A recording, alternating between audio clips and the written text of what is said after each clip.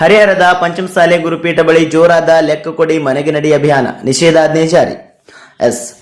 ದಾವಣಗೆರೆ ಜಿಲ್ಲೆಯ ಹರಿಹರಪುರದ ಪಂಚಮಸಾಲೆ ಗುರುಪೀಠದಲ್ಲಿ ಇದೀಗ ತೀವ್ರ ಬಿಗುವಿನ ವಾತಾವರಣ ನಿರ್ಮಾಣವಾಗಿದೆ. ಮಠದ ಆಡಳಿತ ಮಂಡಳಿ ಮತ್ತು ಮಠಾಧೀಶರ ವಿರುದ್ಧ ಭಕ್ತರ ಒಂದು ವರ್ಗವು ತೀವ್ರ ಆಕ್ರೋಶವನ್ನ ವ್ಯಕ್ತಪಡಿಸಿದ್ದು, ಪರಿಸ್ಥಿತಿ ಕೈಮೀರುವ ಲಕ್ಷಣ ಕಾಣುತ್ತಿದ್ದಂತೆ ಮುಂಜಾಗೃತಾ ಕ್ರಮವಾಗಿ ಮಠದ ಆವರಣದಲ್ಲಿ 144 ಸೆಕ್ಷನ್ ಅಡಿಯಲ್ಲಿ ನಿಷೇಧಾಜ್ಞೆಯನ್ನು ಕೂಡ ಜಾರಿ ಮಾಡಲಾಗಿದೆ.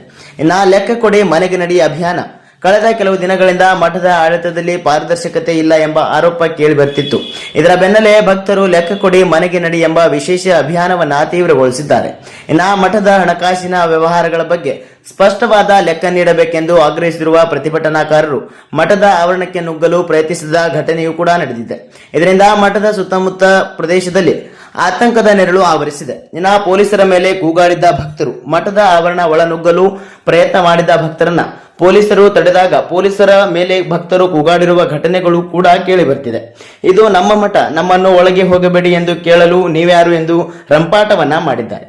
ಇನ್ನು ಪರಿಸ್ಥಿತಿಯನ್ನ ನಿಯಂತ್ರಿಸಲು ಪೊಲೀಸ್ ಇಲಾಖೆ ಮಠದ ಆವರಣದ ಸುತ್ತ ಬ್ಯಾರಿಕೇಡ್ಗಳನ್ನು ಅಳವಡಿಸಿದ್ದು ಬಿಗಿ ಬಂದೋಬಸ್ತನ್ನ ಏರ್ಪಡಿಸಿದೆ. ಯಾವುದೇ ಅಹಿತಕರ ಘಟನೆಗಳು ನಡೆಯದಂತೆ ಮುನ್ನೆಚ್ಚರಿಕೆ ವಹಿಸಲು ಸಾರ್ವಜನಿಕರ ಸಂಚಾರಕ್ಕೆ ಕಟ್ಟುನಿಟ್ಟಿನ ನಿರ್ಬಂಧವನ್ನ ವಿಧಿಸಲಾಗಿದೆ.